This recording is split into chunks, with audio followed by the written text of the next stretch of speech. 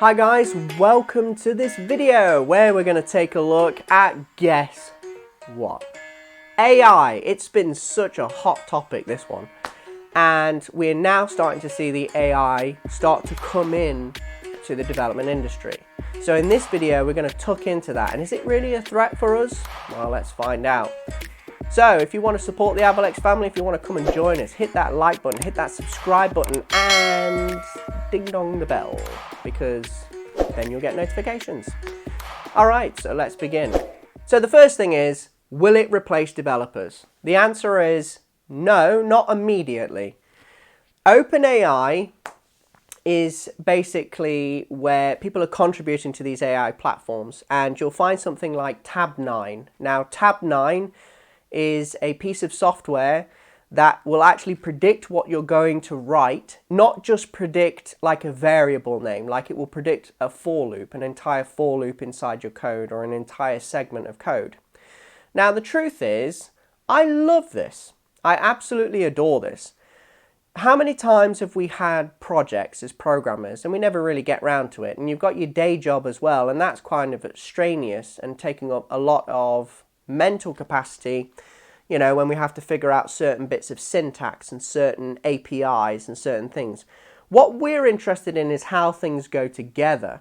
And, you know, the learning curve for someone nowadays wanting to start in programming is fairly high. The curve is fairly high. 6 months to a year is a fairly decent learning curve.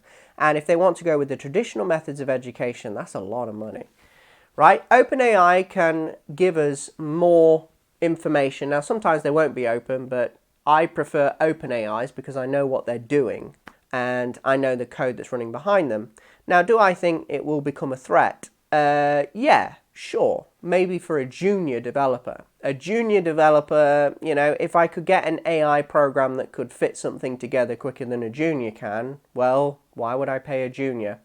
But the beauty about this is that the junior programmers could become mid-level a lot easier. So breaking into the programming sphere will actually be, well, a lot less, right? A lot less. This is amazing. They can come in on mid-level.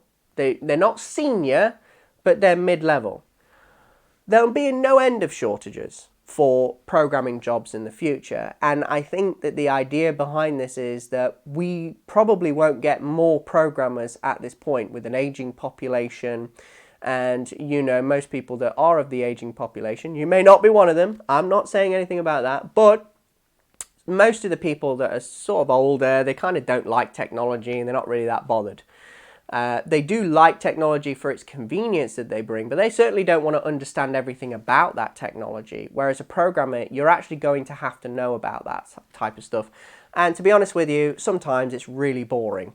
So OpenAI will actually get us a bit more of a foot in the door. We won't be doing so much basic things. And we only evolve. You know, people say that those ARM robots that built cars, oh, that's replacing every engineer. No, it isn't. Look at the factories today. Look at the car manufacturing industry today. Look at it, right?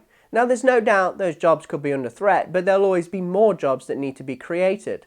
Someone's got to manage these processes. Someone's got to develop these processes, and AI is nowhere near capable of doing that at this moment, not even close. Do you know what? I've got some great software ideas. I'm sure you're like me, and if you're a bit more entrepreneurial, not just as a coder, but you take your coding skills and you want to become an entrepreneur, you're one of the most powerful people in the world. I mean, look at all the top CEOs. They're all coders, right? Apart from Tim Cook's and Steve Jobs. But Steve Wozniak was a coder, right? Bill Gates, I mean, there's a lot to say about that, but we'll leave it there. I'm a big Linux guy. Linus Torvalds, you've got Richard Stallman, the Facebook, Mark Zuckerberg. You know, all these people were pretty much programmers from the outlay. Larry Ellison, programmer, right? These people, we run the world. I mean, they literally run the world. So the world is your oyster at this point. And with OpenAI, it means that we can finally compete properly. Because we have great ideas as programmers, but we find we never do those. The corporations will do them. They'll take the idea, they'll patent it, and we have... And what happens is, you know, we as developers have great ideas. We never really build them. And AI will get us there much faster, right? Is the employer paying me to put in a for loop? Would the employer know where to put the for loop in? Well, no, so they're paying me. And they're paying me for the programmatic mindset. And if I have to do less of this and more of this is the thing they're really paying for, is how do I construct the application? What does the data set of the application look like? Where does the data need to go? What tech stack do I need to choose? How does that tech stack fit together? Is it compatible? Does it work right? Is it decoupled properly? These things, how is it going to scale? How's our team going to work together? How can we keep our team members from bashing into each other, right, in code, right? And how many times have we let bad code just slip, right? Because it's just like, yeah, it works, right? Yeah, it works, it's fine. But the reason why we do is because we haven't got enough time. What if OpenAI could assess code and suggest what's better? You've all had those people where they look at the code and they say, that's not good enough. You're like, well, tell me why. No, tell me why, and give me a reasonable expectation of what you expect to be there. Well, OpenAI could potentially do that, assess the code and say, I think this could be better, and this could be better. And what that's doing is it's training you to understand things a bit better. And the beauty about AI is it's fully contributable. So when a really great software developer has rewritten something and said, no AI, that's not right, this is what I wanted. It's learning about the behavioral pattern of the programmer, and it's also saying what should be in there. Now, is AI going to be a threat? Absolutely, it's going to be a threat. Absolutely. But if you're an entrepreneur and you also are a coder, trust me, the mindset of being a programmer is incredibly valuable. It's scalable and it's replicatable. And yes, AI will threaten every industry, but trust me, just look at car manufacturing. It hasn't scaled down the industry, it's scaled up the industry. More people are employed now with all these robots running the show on the car manufacturing side of things. Well, I personally believe that should relatively be for the engineering side of things that we have. Programming and engineering should relatively work out the same way. Once you learn a process, you can put that process into place. You don't have to learn several technologies to do it, and AI can take that burden off of us. And so that is the reality of what we face. Now, number two, I don't think people are going to stop programming just because AI comes out. Programming should be, for a good one, a hobby. You'd be doing it out of hours. You'd be doing it in your own time. It shouldn't just be, I'm sure you're here on your own time. You're not here on company time. It's because you want to be a programmer. You want to have that scalability. And you know what? I'm sure you've got some great ideas, but figuring all those ideas out, doing it all yourself, not likely. You could go on Fiverr.com. Now you're going to have to invest your time to manage and your money, or you just have to invest your time. And you're going to have to invest a lot of brain power to get that done. Do you know what? If there was AI out there that could transform a user interface that I'm thinking of, I have an incredibly visual mind. I want to take whatever vision's in there and I want to put it on the screen like that. Now, there is technology out there that where we're implanting silicon in the brain. Now, I'm not particularly a fan of that, but the point is, if I can have some technology that didn't have to have my skull cut open, but I could have some technology that I put on my head and I can just go into that creative space and build applications and build products that people want. Ultimately, we aren't going to be selling any products to a computer or an AI droid, right? We're still going to want products. And even if there were AI droids, and let's say they did have a human consciousness about them, guess what? They probably want to fiddle around with products as well. So we need to make those products and we need to sell those products. And someone's got to figure out, what do we really want? And maybe we'll be competing with the AI level at that level as well. But quite frankly, folks, that is a very dystopian future and it's very unlikely to happen. It really is not going to happen. I think eventually human beings will say, we kind of still like being human beings and we kind of like our gadgets and we like our products. So really, realistically, employers aren't employing you for writing a for loop in JavaScript and then being able to write it in PHP. Now, don't get me wrong, that's valuable, but the real value is where to put it, how do you construct it? This is where you need to be more like a programmer because AI will be less of a threat. You need to stay one step ahead. And don't forget, we're going to have quantum computers soon. And they're going to need programming. We already have quantum computers. And you can rent them. But consumer units, literal quantum computers that will actually be able to be used right in front of you, like your desktop computer, like your laptop. It's insane. So they'll need programmers. So all these mid and senior level programmers, they'll have to go up to quantum. The junior developers will have to come. We are evolving. We are evolving.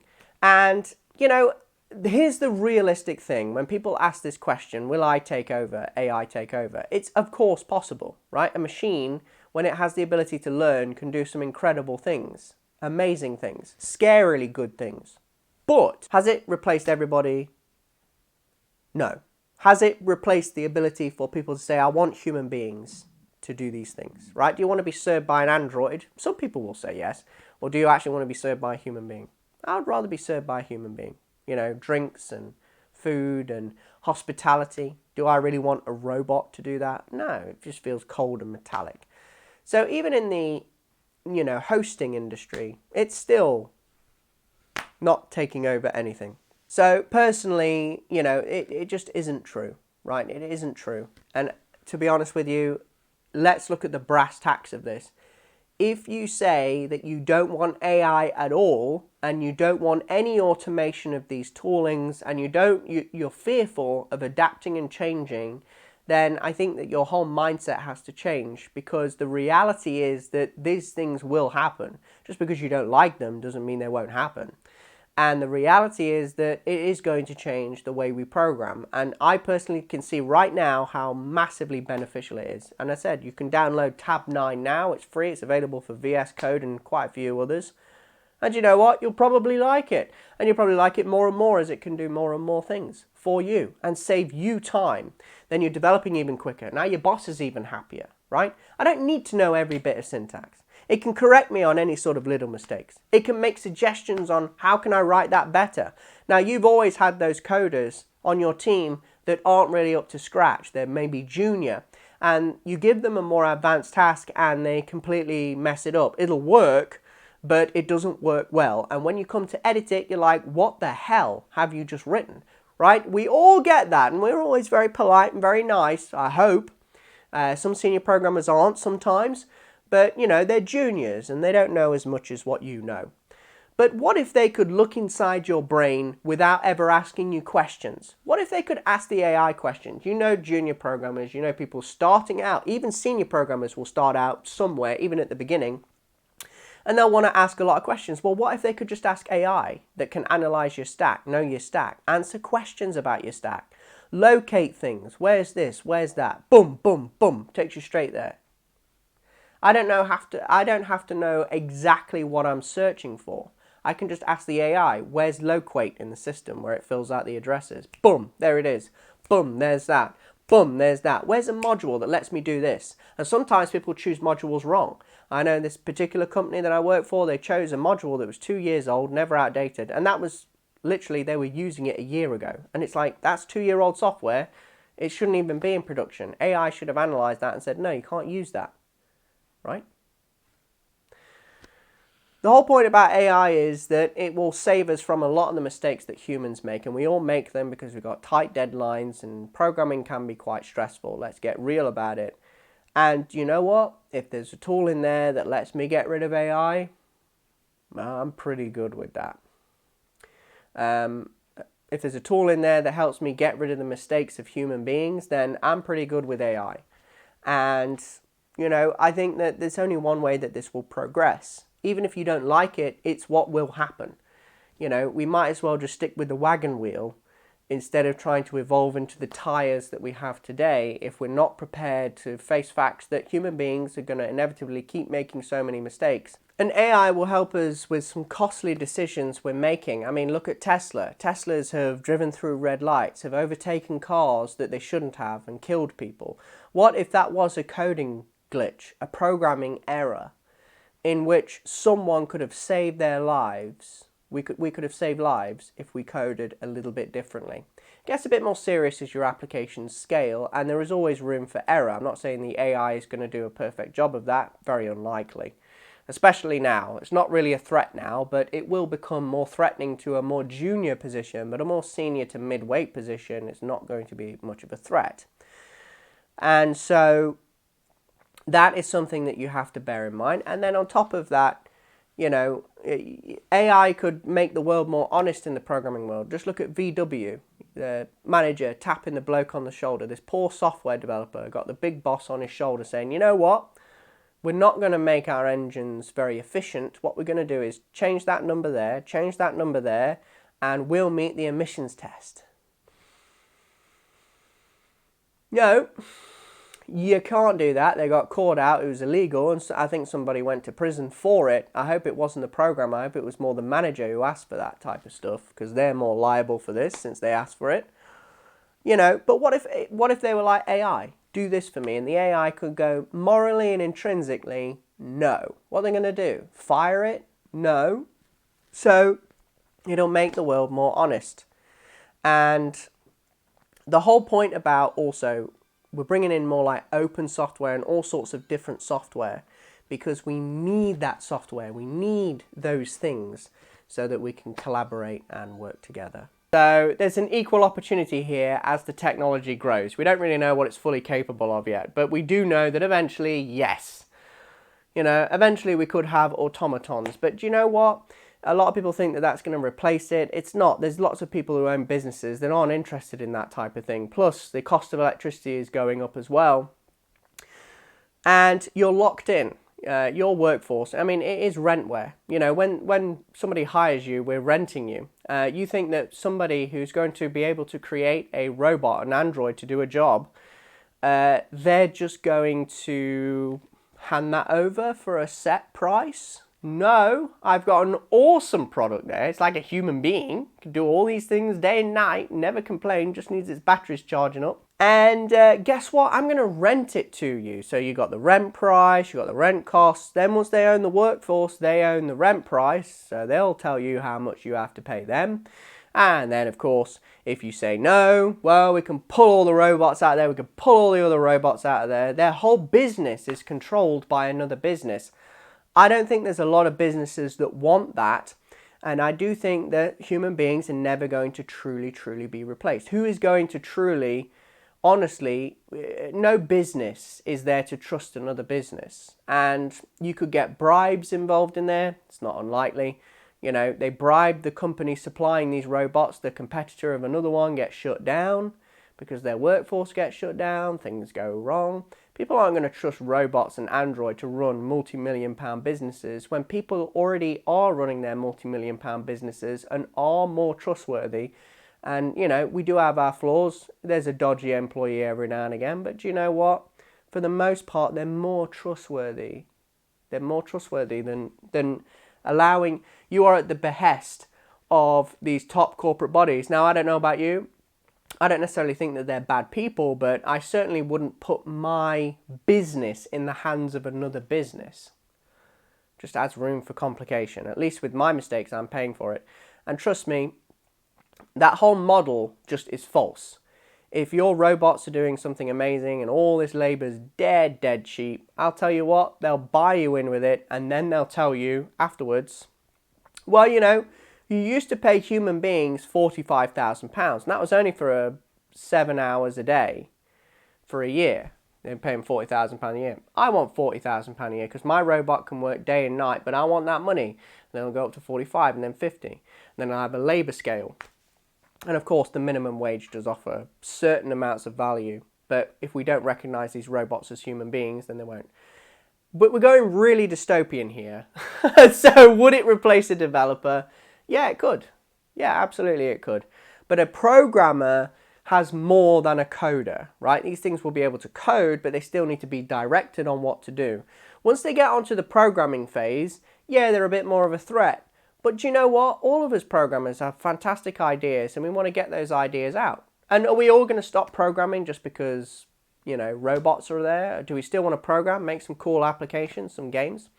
Maybe we'll use the OpenAI to do it.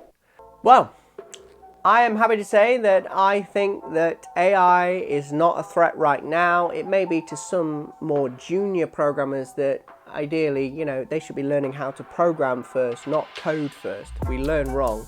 We try and learn the code first, but we don't try and learn the programming and the programming principles first. It's so important to learn that bit first. It's important to know the code, but this is where that thinking, that's the real value. in a mid to senior level. And if you're not at that level, that's what you need up there. That's what you need to do, is think about how the program is constructed, not why the program is constructed.